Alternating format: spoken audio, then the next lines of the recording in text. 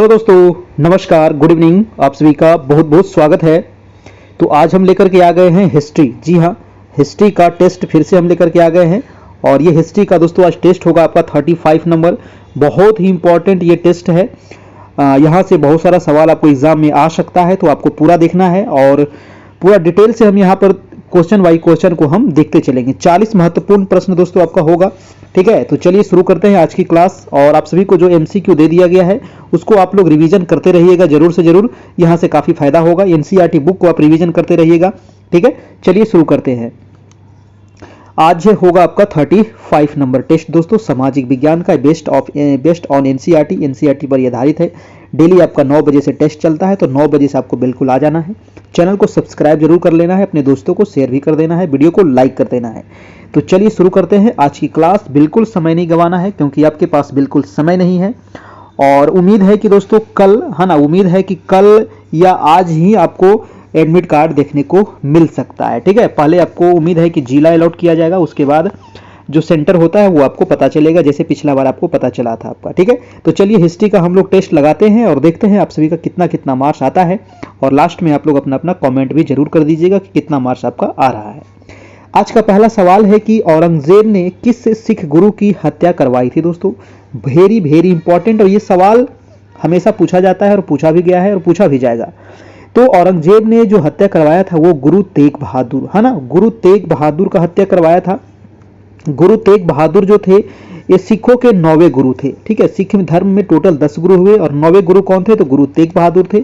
इनकी हत्या करवाए थे औरंगजेब। औरंगजेब कब हत्या करवाया था दोस्तों, तो 1675 ईस्वी में। ठीक है, 1675 ईस्वी में इसकी हत्या हुई थी। आपका 9वें गुरु थे आपके ये सिख धर्म के। सिख धर्म में टोटल 10 गुरु हुए। पहले गुरु थे गुरु नानक, 10वें गुरु गुरु गोविंद सिंह, 9वें गुरु गुरु तेग बहादुर। एक यहां से गुरु और पूछा जाता है, गुरु अर्जुन देव। गुरु अर्जुन देव जो थे दोस्तों ये 5वें गुरु थे। और गुरु अर्जुन देव की भी हत्या हुई थी। और गुरु अर्जुन देव की हत्या हुआ था दोस्तों जहांगीर के द्वारा। ठीक है, तो गुरु अर्जुन देव भी आपको याद रखना है, जहांगीर ने इनकी हत्या किया था दोस्तों, याद रखिएगा, गुरु अर्जुन देव। अर्जुन देव जो थे ये 5वें नंबर गुरु थे आपका, ये भी आपको ध्यान होना चाहिए। ठीक है, अर्जुन देव की आखिर हत्या क्यों हुआ था, क्योंकि इसका जो पुत्र था खुसरो, है ना, उन्होंने क्या किया था, हेल्प किया था, सहायता किया था, इसके वजह से। ठीक है, चलिए, तो ये था आपका। इसका आंसर क्या हो जाएगा, आंसर नंबर आपका हो जाएगा बी नंबर दोस्तों। ये हमसे पूछ रहा था कि औरंगजेब किसको हत्या करवाया था, तो गुरु तेग बहादुर 9वें गुरु का। ठीक है, वीडियो को लाइक भी कर देना है सभी लोगों को, जैसे जैसे आप लोग आते जाइए वीडियो को लाइक करते चलिए। अगला प्रश्न है आपका। प्रश्न कह रहा है कि निम्नलिखित विद्वानों में से हड़प्पा सभ्यता का सर्वप्रथम खोजकर्ता कौन था। तो हड़प्पा सभ्यता का सर्वप्रथम खोजकर्ता यहां से पूछ रहा है। तो हड़प्पा सभ्यता का खोज हुआ था आपका 1921 ईस्वी में। कब हुआ था, 1921 ईस्वी में हुआ था। और वो किया गया था दयाराम साहनी के द्वारा। Dayaram Sahni, option number C आपका बिल्कुल हो जाएगा सही। दयाराम साहनी ज्यादा पूछता है। और इनके साथ एक व्यक्ति और थे, उनका नाम है माधो स्वरूप। ठीक है, माधो स्वरूप वत्स के और दयाराम साहनी ये दोनों मिलकर के किए थे 1921 ईस्वी में दोस्तों, ये आपका खोज हुआ था। ठीक है, और ये जो हड़प्पा है वर्तमान में दोस्तों ये पाकिस्तान के पंजाब जिला में पड़ता है आपको, है ना, वर्तमान में पाकिस्तान में आपका मोंटगोमरी नाम है आपका, है ना, मोंटगोमरी जिला है दोस्तों, ये पंजाब में पड़ता है वर्तमान में आपका। मोंटगोमरी जिला में आपका ये हड़प्पा सभ्यता का वहां पर पता चला था। तो इसका आंसर हो जाएगा आपका ऑप्शन नंबर सी हो जाएगा, बिल्कुल सही हो जाएगा।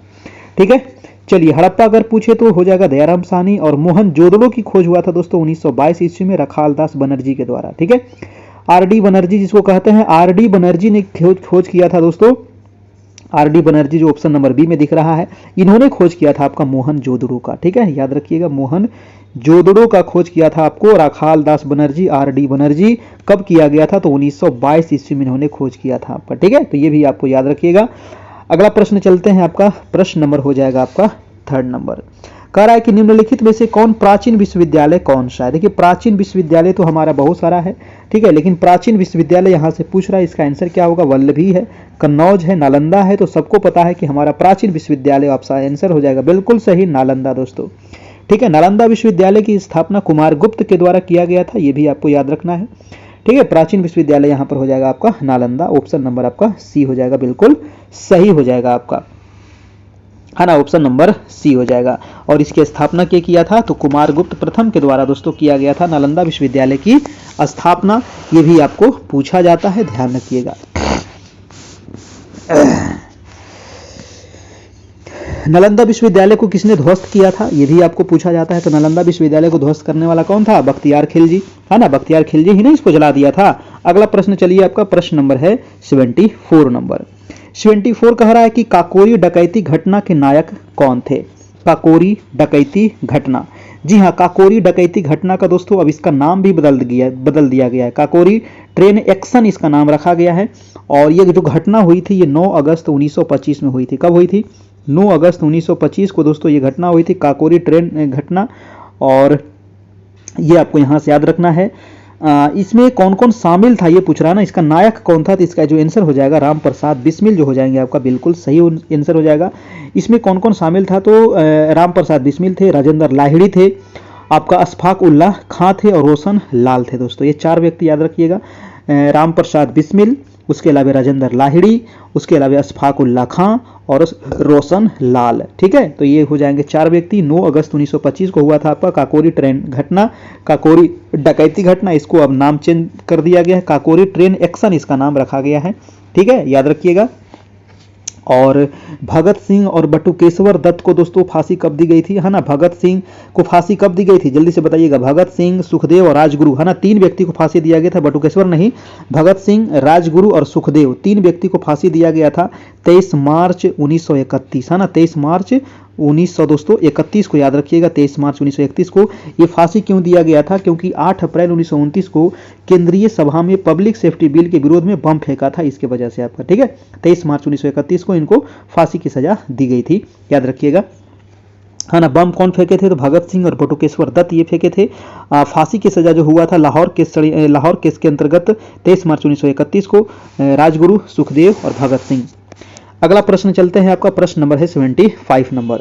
75 कह रहा है कि संत कबीर के गुरु कौन थे दोस्तों, संत कबीर, है ना, संत कबीर के गुरु कौन थे, तो इनका गुरु जो थे वो थे रामानंद, है ना। संत कबीर के गुरु थे दोस्तों आपका रामानंद थे। और रामानंद को उत्तर भारत में भक्ति आंदोलन का जनक कहा जाता है। ठीक है, रामानंद को क्या कहा जाता है, भक्ति आंदोलन का जनक, याद रखिएगा, भक्ति आंदोलन, भक्ति आंदोलन। ठीक है, भक्ति आंदोलन का जनक इनको कहा जाता है, किनको, रामानंद को, उत्तरी भारत में दोस्तों आपका। ठीक है, रामानंद ने दोस्तों राम नाम को लोकप्रिय बनाया था। रामानंद, ये भी पूछा जाता है कि राम नाम को किसने लोकप्रिय बनाया था, तो रामानंद ने बनाया था, ध्यान रखिएगा।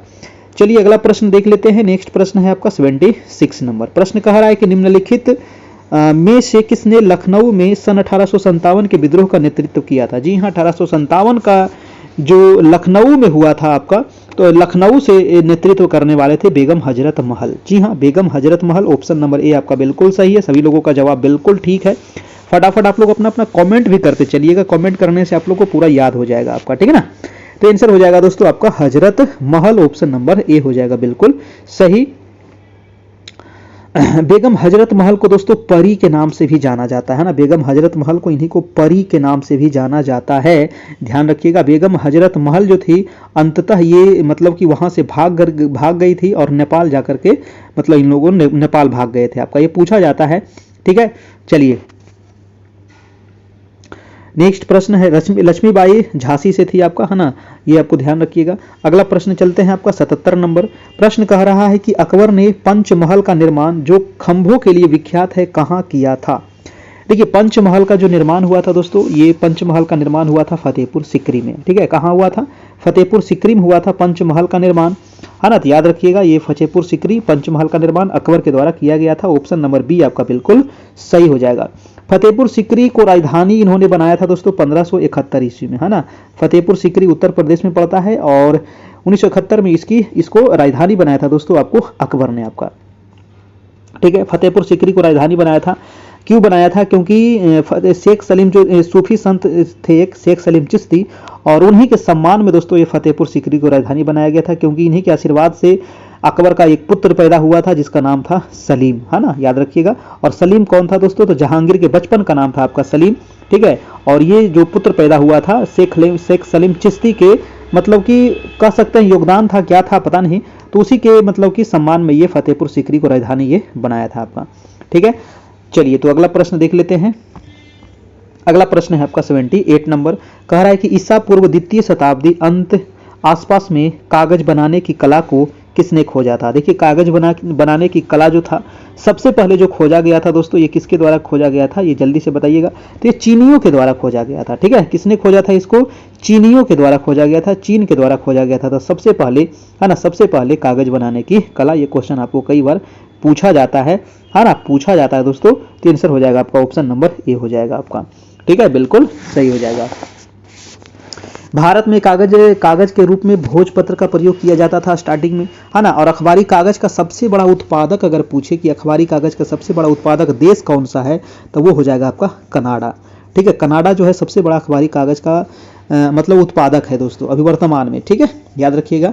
और सबसे पहले प्रतियोगिता परीक्षा की शुरुआत किसने किया था, तो चीन ही किया था दोस्तों, है ना। चीन किया था सबसे पहले प्रतियोगिता परीक्षा का शुरुआत, है ना। सबसे अधिक चाय का उत्पादन कौन करता है, तो चीन ही करता है ना। गेहूं का, चावल का उत्पादन कौन करता है, चीन करता है, याद रखिएगा, है ना।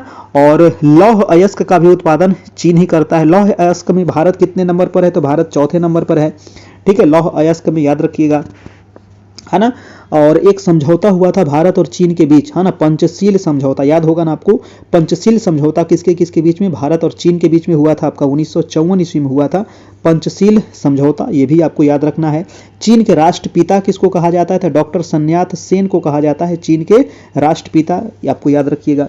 अगला प्रश्न चलते हैं आपका 79 नंबर, कह रहा है सिंध को अंग्रेजों ने कब अधिकृत किया था दोस्तों, बताइए। सिंध को अंग्रेजों ने कब अधिकृत किया था, 1843। आंसर हो जाएगा आपका ऑप्शन नंबर बी हो जाएगा, बिल्कुल सही, सिंध को दोस्तों। ठीक है, सिंध विजय का श्रेय किसको जाता है भाई, तो सिंध विजय का श्रेय जाता है चार्ल्स नेपियर। ठीक है, याद रखिएगा, चार्ल्स नेपियर, है ना, चार्ल्स नेपियर को ये आपका श्रेय जाता है सिंध विजय का, है ना। ये कब हुआ था, 1843 ईस्वी में हुआ था। ठीक है, चलिए दास प्रथा का अंत का किसको जाता है दोस्तों, दास प्रथा का अंत एलन बरो के द्वारा हुआ था आपका 1844 ईस्वी में हुआ था दास प्रथा का अंत, है ना, ये भी आपको याद रखिएगा। सती प्रथा का अंत वो आपको कमेंट करके बताना है, सती प्रथा का अंत कब हुआ था। नेक्स्ट प्रश्न हम देखते हैं आपका, अगला प्रश्न है आपका 80 नंबर। प्रश्न कह रहा है कि 1853 ईस्वी में लॉर्ड डलहौजी ने पहली टेलीग्राफ लाइन शुरू की, वह किस किस के बीच चलाई गई थी। देखिए पहली टेलीग्राफ लाइन जो चला था दोस्तों 1853 में चला था, किसके द्वारा, तो लॉर्ड डलहौजी के द्वारा, ये आपको याद रखिएगा। कहां से कहां चला था ये आपसे पूछ रहा है, तो ये चला था कलकत्ता से आगरा के बीच में। ठीक है, Calcutta Agra, option number C हो जाएगा, बिल्कुल सही। कब चला था, 1853 में। लॉर्ड डलहौजी के समय ही दोस्तों, है ना, डाक तार, है ना, डाक भी, तार भी, रेल भी, सब किसके समय चला था, तो सब डलहौजी के समय ही चला था आपका। ये काफी इंपॉर्टेंट है डलहौजी वाला, याद रखिएगा आपका। ठीक है, तो कहां से कहां तक, कलकत्ता से लेके आगरा के बीच में दोस्तों ये चलाया गया था सबसे पहले, याद रखना है आपका। चलिए रेलवे की भी शुरुआत हुई थी इसी के समय सबसे पहले 1853 ईस्वी में, है ना, आपको तो पता ही होगा, है ना। 1853 में सबसे पहले रेलवे का भी शुरुआत हुआ था डलहौजी के समय ही, बंबई से थाने के बीच में, है ना। 34 किलोमीटर की ये दूरी थी जिसको पूरा किया गया था। ठीक है, चलिए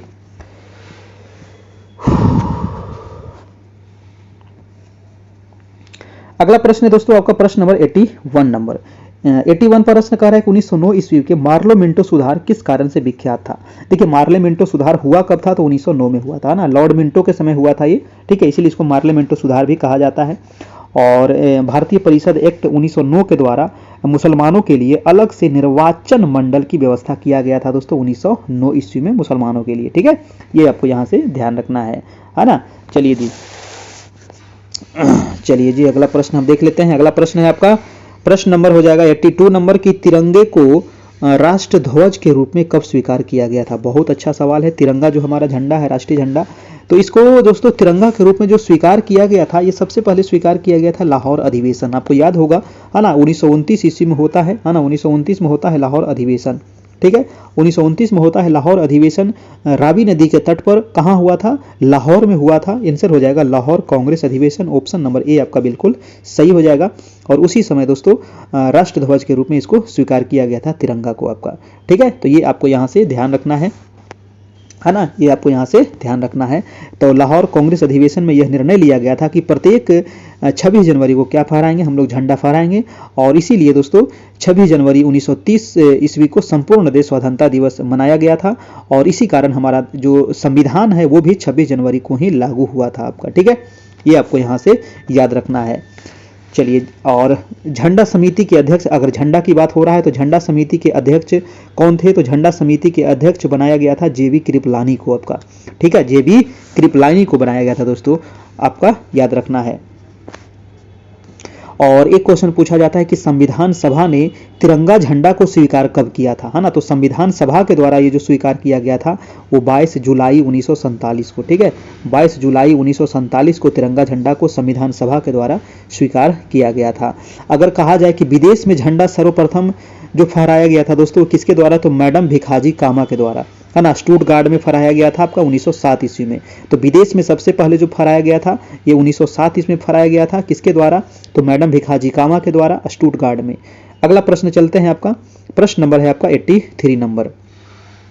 ये नंबर आपको दिया गया है ताकि आप एनसीईआरटी अगर जिनको भी पीडीएफ चाहिए तो ले सकते हैं, ऐसे अब समय नहीं है, लास्ट समय पे 1 सप्ताह समय बचा है, तो अगर रिवीजन करना चाहते हैं तो कर सकते हैं, है ना, अगर आपके पास क्षमता है, ठीक है, तो रिवीजन आप कर सकते हैं, 1 सप्ताह आपके पास मात्र टाइम है। तो ये नंबर है जहां आपको एनसीईआरटी 6 से लेकर के 10 क्लास तक चैप्टर वाइज एमसीक्यू नोट्स आपको मिल जाएगा, ठीक है, चैप्टर वाइज एमसीक्यू नोट्स आपको मिल जाएगा, आप इसको रिवीजन कर लीजिएगा, काफी हेल्प हो सकता है एग्जाम में आपको।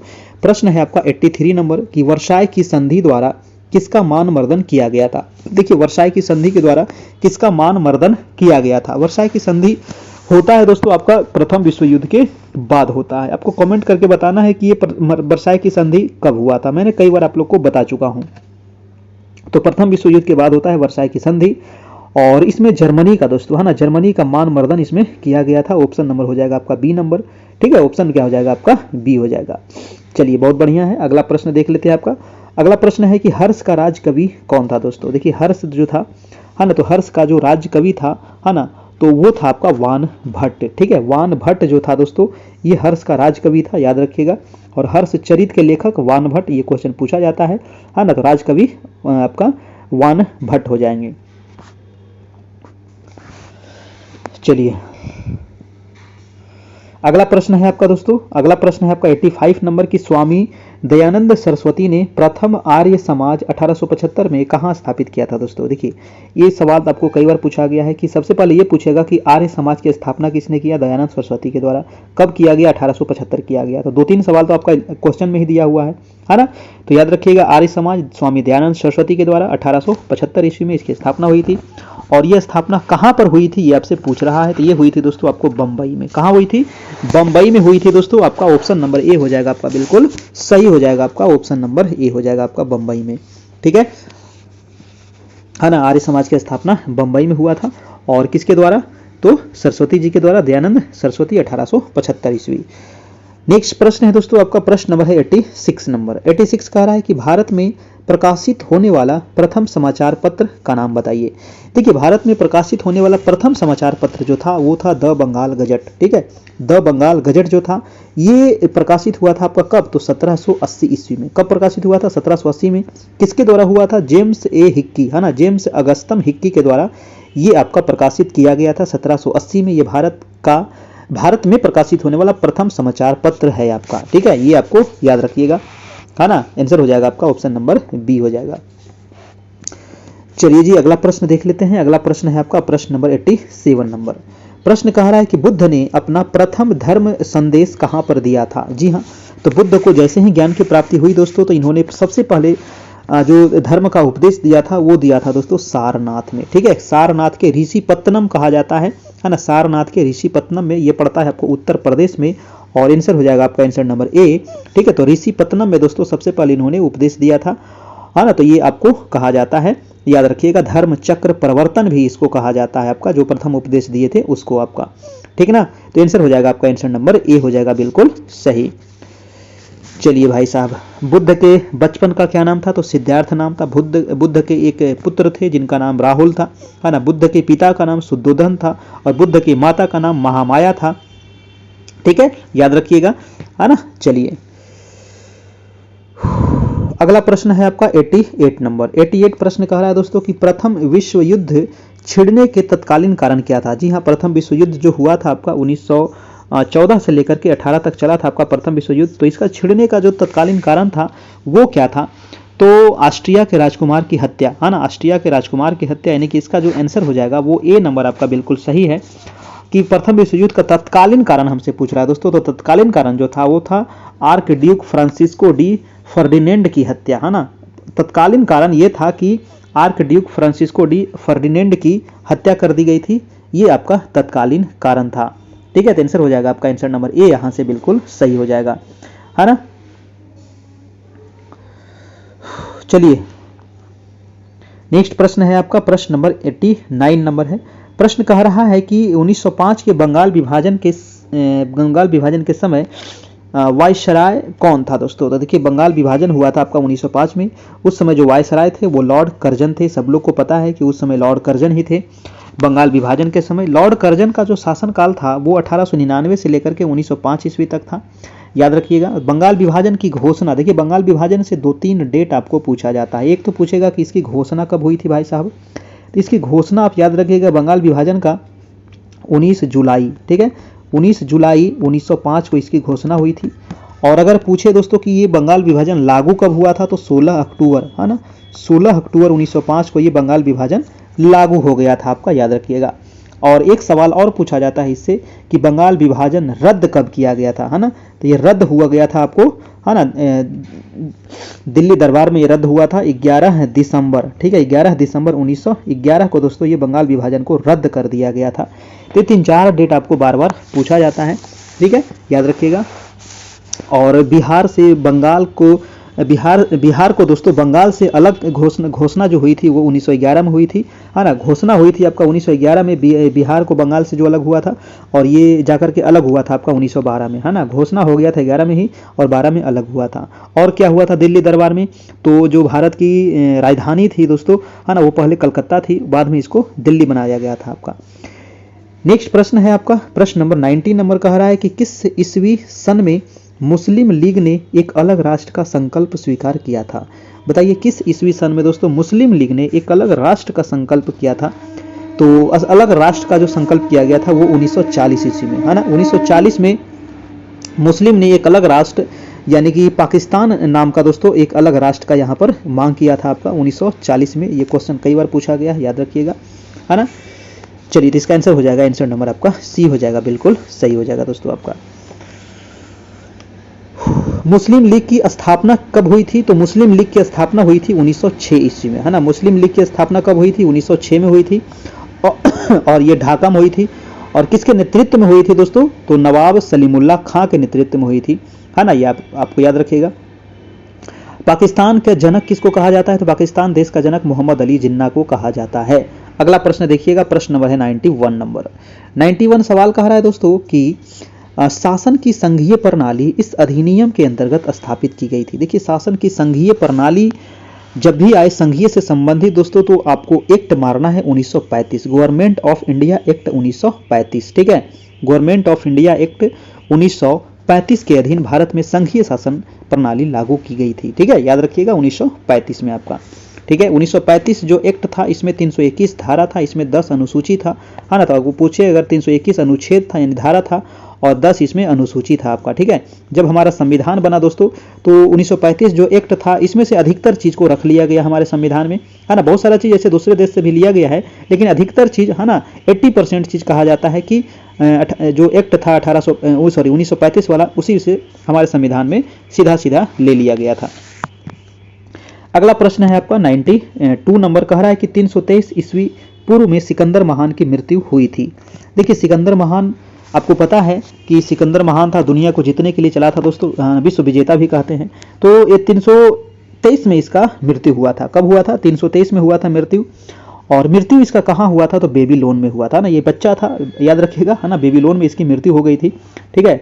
कहा जाता है कि भारत में युद्ध में घायल हो गया था और इसी घायल की वजह से इसका फिर धीरे धीरे करके क्या हो गया, मृत्यु हो गया। बेबीलोन में इसका मृत्यु हो गया था दोस्तों आपका, ठीक है। सिकंदर जो था ये कहाँ का शासक था भाई, तो सिकंदर मकदुनिया का शासक था, याद रखिएगा। सिकंदर का एक बेटा था, उसका बेटा का नाम क्या था, फिलिप द्वितीय इसका बेटा का नाम था। सिकंदर के सेनापति कौन था, तो सेल्यूकस निकेटर इसका सेनापति था, ठीक है, याद रखिएगा। और सिकंदर का नौ सेनापति कौन था, तो निर्याकस इसका नौ सेनापति था आपका, याद रखिएगा, है ना। निकेटर का अर्थ क्या होता है, तो विजेता होता है दोस्तों, ये भी आपको याद रखना है। चलिए अगला प्रश्न हम देख लेते हैं। अगला प्रश्न है रजमनामा। प्रश्न है कि रज्मनामा निम्नलिखित में से किसका फारसी अनुवाद है। देखिए रज्मनामा जो है ना ये बहुत महत्वपूर्ण है। ये रज्मनामा का मतलब होता है युद्ध की पुस्तक, ठीक है, और इसी नाम से दोस्तों फारसी में अनुवाद हुआ था महाभारत का, ठीक है। इसका किसका अनुवाद हुआ था? महाभारत का। और महाभारत में क्या हुआ था? युद्ध ही हुआ था ना, तो युद्ध की पुस्तक इसका मतलब होता है रज्मनामा का मतलब, ठीक है। और फारसी में इसका अनुवाद किया गया था किसका? तो रज्मनामा का, रज्मनामा नाम से महाभारत का दोस्तों, ठीक है ना, याद रखना है आपका। और पंचतंत्र जो आपका पुस्तक है ये विष्णु शर्मा की पुस्तक है, ये भी आपको पूछा जाता है ना, पंचतंत्र विष्णु शर्मा। चलिए एक पूछता है दोस्तों कि रामायण, है ना, ये जो हमारा रामायण है, तो रामायण का फारसी भाषा में अनुवाद जो किया था वो नकीब खां, अब्दुल कादिर और बदायूनी और शेख सुल्तान ने किया था आपका, ठीक है। चलिए नेक्स्ट प्रश्न देख लेते हैं। नेक्स्ट प्रश्न है आपका 94 नंबर। 94 है कि गांधी जी के विदेशी वस्तुओं के बहिष्कार के आंदोलन का लक्ष्य क्या था, है ना। गांधी जी के द्वारा विदेशी वस्तुओं का जबरदस्त बहिष्कार हुआ था और इसका उद्देश्य क्या था, यानी कि लक्ष्य क्या था? तो लक्ष्य ये था दोस्तों कि जो भारत का कुटीर उद्योग है उसको प्रोत्साहन देना, है ना। भारत का जो कुटीर उद्योग है उसको क्या करना है? प्रोत्साहन देना है। इसका ऑप्शन कौन सा सही होगा? ऑप्शन देखिए, पूर्ण स्वतंत्रता भी नहीं था, ब्रिटिश विरोधी भावना पैदा करना ये भी ठीक नहीं था, कल्याण राज को प्रोत्साहन ये भी गलत है। इसका मेन उद्देश्य यही था कि भारत के जो कुटीर उद्योग है ना, जो छोटे छोटे जो उद्योग हैं उसको प्रोत्साहन दिया जाए और विदेशी वस्तुओं का बहिष्कार किया जाए, है ना। लोग चरखा से अपना खुद अपना कपड़ा सिल करके वो खुद पहने, ठीक है, विदेशी वस्तु को नहीं पहने। यानी कि आंसर हो जाएगा इसका, आंसर नंबर ई हो जाएगा, बिल्कुल सही हो जाएगा आपका। अगला प्रश्न है आपका 95 नंबर। 95 कह रहा है दोस्तों कि भारत के समुद्री मार्ग का खोज, है ना, समुद्री मार्ग का खोज किया था, भारत का खोज नहीं किया था, याद रखिएगा, है ना। किसने क्या, कौन किया था? तो वास्को डी गामा, ठीक है। वास्को डी गामा ये भारत पहुंचा था 17 मई, याद रखिएगा, 17 मई 1498, है ना, 17 मई 1498 को, है ना, जमोरिन के दरबार में कालीकट ये पहुंचा था। केरल में पड़ता है आपका, है ना, जमोरिन के दरबार, ठीक है, ये है केरल, और यही कालीकट पहुंचा था आपका, ठीक है।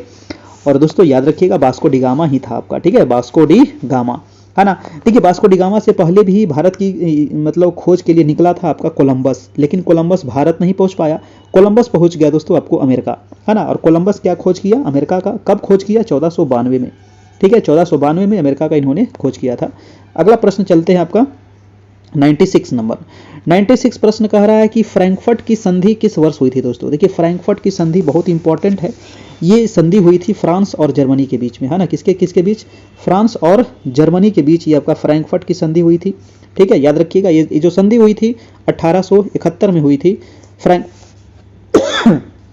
फ्रैंकफर्ट की संधि। फ्रैंकफर्ट की संधि अगर पूछे तो 1871, फ्रैंकफर्ट का युद्ध पूछे या फिर सेडान का युद्ध, है ना, इसी को कहते हैं सेडान, है ना। सेडान के युद्ध के बाद ही दोस्तों फ्रैंकफर्ट की संधि हुआ था आपका, ठीक है। तो सेडान युद्ध जो हुआ था वो फ्रांस और जर्मनी के बीच में हुआ था। सेडान का युद्ध हुआ था 1870 में हुआ था, ठीक है, और इसी युद्ध के बाद ये संधि हुआ था आपका, फ्रैंकफर्ट की संधि आपका हुआ था। तो ये आप घबराइएगा नहीं, है ना, इधर उधर आपको घौच पौच नहीं होना है, ठीक है। सेडान का युद्ध हुआ था 1870 में फ्रांस और जर्मनी के बीच, और इसी युद्ध के बाद आपका 71 में फ्रैंकफर्ट की संधि होती है और ये युद्ध समाप्त होता है आपका, ठीक है।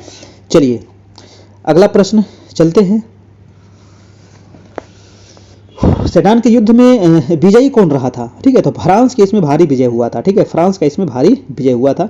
प्रश्न है आपका 1917 की पहली रूसी क्रांति को किस नाम से जाना जाता है ना। 1917 में हुआ था दोस्तों रूसी क्रांति, जी हाँ, रूसी क्रांति को ही कहते हैं दोस्तों फरवरी की क्रांति, क्योंकि ये हुई थी फरवरी में, ठीक है, इसी को कहते हैं दोस्तों फरवरी क्रांति, यानी कि ऑप्शन नंबर ए हो जाएगा बिल्कुल सही, है ना। फरवरी क्रांति भी इसको कहा जाता है।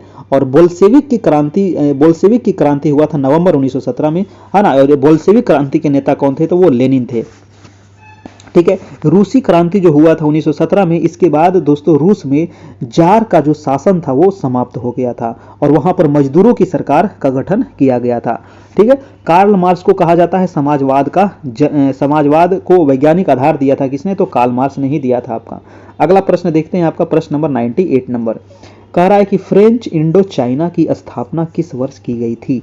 फ्रेंच इंडो चाइना दोस्तों ये जो स्थापना हुआ था 1800 देखिए ऑप्शन में आपको कहीं नहीं दिया गया, 1887, ठीक है, 1887 में हुआ था दोस्तों फ्रेंच इंडो चाइना की स्थापना, ठीक है। ऑप्शन नंबर हो जाएगा आपका ई नंबर आपका 1887, याद रखिएगा। अगला प्रश्न है आपका जेनेवा समझौता किस वर्ष हुआ था? जल्दी से बताइएगा, जेनेवा समझौता जो हुआ था ये कब हुआ था? है ना। जिनेवा समझौता का जो संबंध था वो वियतनाम के विभाजन से था और ये हुआ था 1954 में, ठीक है, 1954 में हुआ था जिनेवा समझौता। और जिनेवा समझौता का संबंध किससे है, तो वियतनाम के विभाजन से, याद रखिएगा, है ना। वियतनाम को 2 भागों में बांट दिया गया था, ठीक है, याद रखना है। नेक्स्ट प्रश्न चलते हैं। नेक्स्ट प्रश्न है आपका 100 नंबर की, लखनऊ समझौता किस वर्ष हुआ था। बहुत अच्छा प्रश्न है, लखनऊ समझौता दोस्तों, बताइएगा। लखनऊ समझौता, सबको पता है कि लखनऊ जो हुआ था ये हुआ था 1916 में, ठीक है। लखनऊ समझौता के अंतर्गत क्या हुआ था कि इसमें जो गरम दल के जो थे और नरम दल थे, दोनों क्या हो गए थे, एक हो गए थे, है ना। दोनों क्या हो गए थे, एक हो गए थे। और ये दोनों का बंटवारा कब हुआ था, तो दोनों का बंटवारा हुआ था गरम दल और नरम दल 1907 में, और 1916 में जाकर के दोनों क्या हो गए, मिल गए फिर दोस्तों, ठीक है। तो ये आपको यहाँ से याद रखिएगा, ठीक है। 1916 में ये दोनों मिल गए और साथ में अलग हुए थे। अगला प्रश्न है आपका 101 नंबर, कह रहा है कि कांग्रेस ने किस तिथि को पूर्ण स्वतंत्रता दिवस मनाया था। तो कांग्रेस ने किस तिथि को मनाया था दोस्तों, तो कांग्रेस मनाया था आपको 26 जनवरी 1930 को, है ना। वही ना 1929 का लाहौर अधिवेशन हुआ था, उसके बाद मतलब कि ये घोषणा हुआ था कि 26 जनवरी को हम लोग पूर्ण स्वतंत्रता दिवस मनाएंगे, ठीक है। तो आंसर हो जाएगा आपका ऑप्शन नंबर बी, 1930, 26 जनवरी 1930 को, है ना। और यही इसी कारण है कि हमारा जो संविधान भी लागू हुआ है वो 26 जनवरी को ही लागू हुआ है दोस्तों। तो ये याद रखिएगा, ये कांग्रेस की ही देन था आपका, ठीक है। चलिए, और 1929 में हुआ था लाहौर अधिवेशन रावी नदी के तट पर, उसकी अध्यक्षता पूछा जाता है पंडित जवाहरलाल नेहरू के द्वारा अध्यक्षता आपका हुआ था। नेक्स्ट प्रश्न देखते हैं आपका 102 नंबर। देखिए, आप लोग अभी तक वीडियो को लाइक काहे नहीं किए भाई, ये तो नाइंसाफी है ना, है ना। आप सभी के लिए हम डेली 9 बजे टेस्ट लेकर के आते हैं ताकि आप लोग इसको जितना से ज़्यादा प्यार दे सके, और बहुत अच्छा प्यार आप लोग का मिल रहा है। इसी प्रकार से प्यार बनाए रखिए, और चैनल पर नए हैं तो सब्सक्राइब भी कर लीजिए, है ना। आगे जो आपका क्लास होगा उसके लिए भी आपको मिलते रहेगा, ठीक है, ताकि आपकी तैयारी होते रहेगी। तो एक लाइक भी बनता है कि नहीं, और एक सब्सक्राइब भी बनता है। अभी तक सब्सक्राइब नहीं किए हैं तो सब्सक्राइब एक ही बार करना है, ठीक है। बहुत सारे लोग को नहीं पता है कि सब्सक्राइब बार बार नहीं होता है, सिर्फ एक बार होता है, लेकिन हाँ लाइक होता है, प्रत्येक वीडियो का लाइक होता है अलग अलग, है ना। तो डेली आइए और पहले लाइक एक कर दिया कीजिए। प्रश्न है कि भारत में कोयला उद्योग कब आरंभ हुआ था। देखिए, भारत में पूछ रहा है कोयला उद्योग दोस्तों, कोयला उद्योग आरंभ की बात कर रहा है दोस्तों, तो ये हुआ था 1814 में, ठीक है। कब आरंभ हुआ था, 1814 में कोयला उद्योग आरंभ हुआ था। कोयला किस चट्टान में प्राप्त होता है, तो ये अवसादी चट्टान में, ठीक है, याद रखना है। अवसादी चट्टान में पाया जाता है आपका कोयला। कोयला कितने प्रकार का होता है तो आपको पता है कि नहीं, कोयला 4 प्रकार का, कौन सा, एंथ्रासाइट, बिटुमिनस, लिग्नाइट और पीट, है ना। ये 4 प्रकार का कोयला है। सबसे बढ़िया कोयला एंथ्रासाइट, उसके बाद बिटुमिनस। भारत में सबसे अधिक कोयला जो है दोस्तों वो बिटुमिनस कोयला है, ठीक है। भारत में सबसे अधिक कौन सा कोयला है, बिटुमिनस कोयला पाया जाता है, ये भी आपको याद रखिएगा, ठीक है। तो 1814 ईस्वी में सबसे पहले यहाँ से कोयला उद्योग शुरुआत हुआ था। कोयला किस प्रकार का ईंधन है, तो ये जीवाश्म ईंधन है दोस्तों। भारत में जो कोयला है वो 99% जो कोयला है वो मतलब कि गोंडवाना प्रकार का कोयला है आपका, है ना, गोंडवाना। और गोंडवाना कोयला कहाँ मिलेगा आपको, तो ये दामोदर घाटी में, है ना। सर्वाधिक आपको कोयला आपको यही मिलेगा। झारखंड है, बंगाल है, उड़ीसा है, आपका छत्तीसगढ़ है, ठीक है। तो आपको यहीं पर सारा कोयला आपको देखने को मिलेगा, है ना। ये काफ़ी फेमस है, रानीगंज, झरिया, है ना, ये सारे कोयला क्षेत्र बहुत फेमस है दोस्तों। कोयला चीन जो है ना, अगर पूछे कि विश्व में कोयला उत्पादन में प्रथम देश कौन सा है, तो विश्व में हो जाएगा चीन आपका, ठीक है। विश्व में हो जाएगा आपका चीन प्रथम है आपका कोयला के उत्पादन में दोस्तों, याद रखना है। अगला प्रश्न चलते हैं आपका। प्रश्न नंबर है कि अमेरिकी महाद्वीप की खोज किसने किया था, है ना। तो अमेरिका महाद्वीप का खोज करने वाला कौन था भाई, है ना, तो वो था कोलंबस। कोलंबस निकला था दोस्तों भारत की खोज पर, लेकिन पहुंच कहाँ गया, ये पहुंच गया आपका अमेरिका, है ना। ये 2-3 बार निकला दोस्तों, लेकिन भारत का ये खोज नहीं कर पाया, है ना। कोलंबस था कहाँ का, तो कोलंबस था आपका इटली का, है ना। ये कहाँ का नाविक था, तो ये इटली का नाविक था दोस्तों। पहले सोचिए लोग कितना मतलब कि निकल जाते थे खोज करने के लिए, है ना। ये इटली का नाविक था दोस्तों, और ये आपका क्रिस्टोफर कोलंबस इसका नाम है, याद रखिएगा। 1492 ईस्वी में इन्होंने अमेरिका की खोज की थी आपका, ठीक है। खोज नहीं मतलब कि रास्ता का खोज किया था, अमेरिका थोड़ी कहीं भुलाया हुआ था, है ना। वो भी तो कहीं होगा ही, भारत कहीं भुलाया हुआ थोड़ी था, है ना, कहीं था भी, रास्ता का खोज किया था, ठीक है। समुद्री का रास्ता का खोज किया था आपका ये, ठीक है। चलिए, तो क्रिस्टोफर कोलंबस हो जाएगा, और ये इटली का निवासी था, है ना। उसके बाद यहाँ पर वास्को डी गामा फिर भारत के समुद्री मार्ग का खोज करता है आपका। नेक्स्ट प्रश्न है आपका कि बोस्टन की चाय पार्टी की घटना घटी थी। देखिए बोस्टन की चाय पार्टी की घटना जो घटी थी ये कब घटी थी? ये जो घटना घटी थी आपको 1773 में ये घटना घटी थी। कब घटी थी? 1773 में बोस्टन की चाय पार्टी की घटना घटी थी। बोस्टन की चाय पार्टी के नायक कौन था? पूछा जाता है कि बोस्टन की चाय पार्टी जो घटना हुआ था दोस्तों इसके नायक कौन थे? तो इसके नायक थे आपका सैमुअल एडम्स, है ना, याद रखना है सैमुअल, इसका नाम था सैमुअल, ठीक है, सैमुअल एडम्स। तो सैमुअल एडम्स इसका नाम था दोस्तों। इन्होंने ये क्या थे? नायक थे, ये पूछा जाता है आपका, है ना। अमेरिका की स्वतंत्रता की घोषणा कब हुई थी? तो अमेरिका की स्वतंत्रता की घोषणा हुई थी दोस्तों 4 जुलाई, ठीक है, 4 जुलाई को अमेरिका स्वतंत्रता दिवस भी मनाता है। 1776 को अमेरिका की स्वतंत्रता की घोषणा हुई थी। आंसर हो जाएगा इसका, आंसर नंबर सी हो जाएगा, 1773 बोस्टन की चाय पार्टी की घटना हुई थी आपका। हाँ, एक चीज और पूछता है कि यूएसए यानी कि अमेरिका का संविधान लागू कब हुआ था? तो अमेरिका का जो संविधान था वो लागू हुआ था 1789 में आपका, ठीक है, 1789 में इसका संविधान लागू हुआ था। नेक्स्ट प्रश्न है आपका 105, किसने कहा मैं ही राज्य हूं? जी हाँ दोस्तों, मैं ही राज्य हूं ये कहने वाला व्यक्ति था लुई 14वां। कौन था? लुई 14वां कौन था भाई? जल्दी से बताइएगा, है ना। लुई 14वां दोस्तों, फ्रांस की क्रांति आपको याद है ना? नहीं याद है तो याद कर लीजिएगा कि फ्रांस की क्रांति, है ना, लुई 14वां ने क्या कहा था कि मैं ही राज्य हूं और मेरे शब्द ही कानून है। तो मैं ही राज्य हूं ये कहने वाला था लुई 14वां। लुई 14वां याद रखिएगा दोस्तों, ठीक है।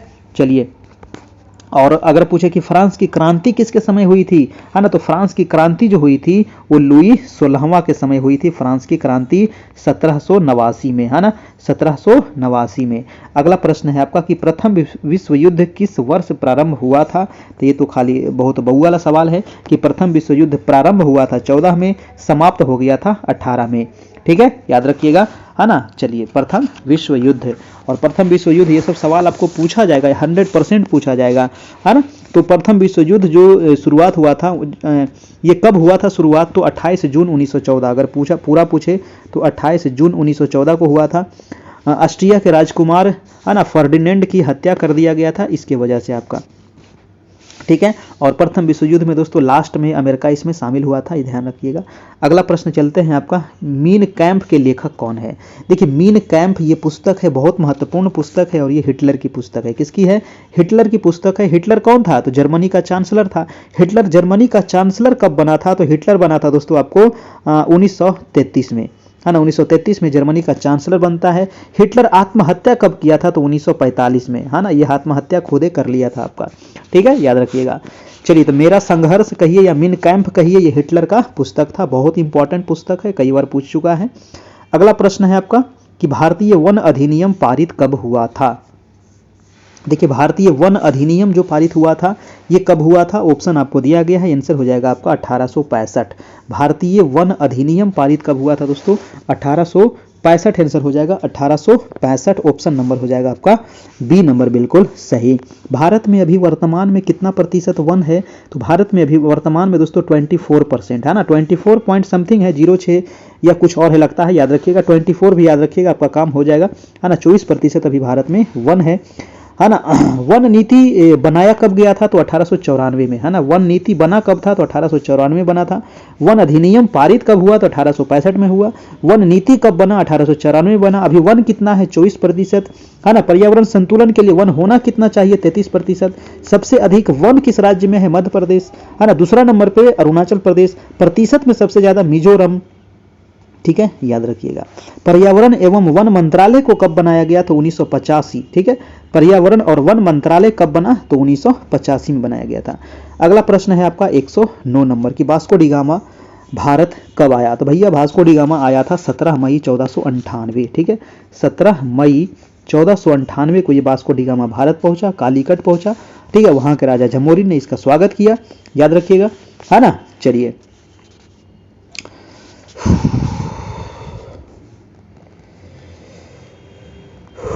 एक क्वेश्चन पूछता है दोस्तों कि पुर्तगालियों ने भारत में अपनी पहली व्यापारिक कोठी की स्थापना कब की? तो 1502 ईस्वी में किया था, कोचिन में। नेक्स्ट प्रश्न है आपका 110 नंबर। 110 कह रहा है कि निम्नलिखित में से किसने सर्वप्रथम भारत के साथ व्यापार संबंध स्थापित किए थे। तो भारत के साथ सबसे पहले जो व्यापार संबंध स्थापित किया गया था वो पुर्तगाली ही था, क्योंकि सबसे पहले यही ना आया था भारत। 1498 में सबसे पहले यही आया है ना। सबसे पहले व्यापार का संबंध जो बना वो पुर्तगाली से ही बना दोस्तों। ठीक है, ये भी आपको पूछा जाता है, याद रखना है। ठीक है ना। तो आंसर हो जाएगा आपका, आंसर नंबर ए हो जाएगा आपका बिल्कुल सही। तो ये रहा आज का टेस्ट। कैसा लगा आप लोग को बताइएगा, और अच्छा लगा हो तो एक लाइक भी कर देना है। और इसका पीडीएफ अगर लेना चाहे तो ले सकते हैं, वैसे ज़्यादा समय नहीं है, एक सप्ताह में इसका रिवीजन अगर करना चाहे तो आप एनसीईआरटी का रिवीजन कर सकते हैं। एनसीईआरटी जो 6 से लेकर के 10 क्लास तक सामाजिक विज्ञान एमसीक्यू के रूप में मिल जाएगा आपको, ऑब्जेक्टिव एंड नोट्स आपका है ना, चैप्टर वाइज मिलेगा आपका। हर एक चैप्टर का अलग अलग है ना। हर एक चैप्टर में 30, 40, 50 क्वेश्चन दिया गया है, जो महत्वपूर्ण क्वेश्चन है, जो एग्जाम में पूछा जाता है और पूछा गया है ना, और जो इंपॉर्टेंट है, जो पूछने की संभावना है दोस्तों। तो 351 इसमें चार्ज है, अगर लेना चाहे तो ले सकते हैं, अब समय बिल्कुल नहीं है। तो ये नंबर है जहां आपको ये मिल जाएगा 7857824310 ऑनलाइन पे करने के बाद। उसके बाद आपको स्क्रीनशॉट भेजना होगा ये नंबर पर, है ना। और 9 बजे आपकी डेली लाइव टेस्ट भी होती है, जो टेस्ट हुआ है वो भी मिल जाएगा, पीछे वाला क्लास भी मिल जाएगा, सारा चीज़ आपको मिल जाएगा। Thank you. अगर क्लास अच्छा लगा हो तो एक लाइक जरूर करना है, और चैनल पर नए होंगे तो सब्सक्राइब भी करना है। थैंक यू, धन्यवाद, गुड नाइट, अच्छे से रहिएगा, धन्यवाद, थैंक यू।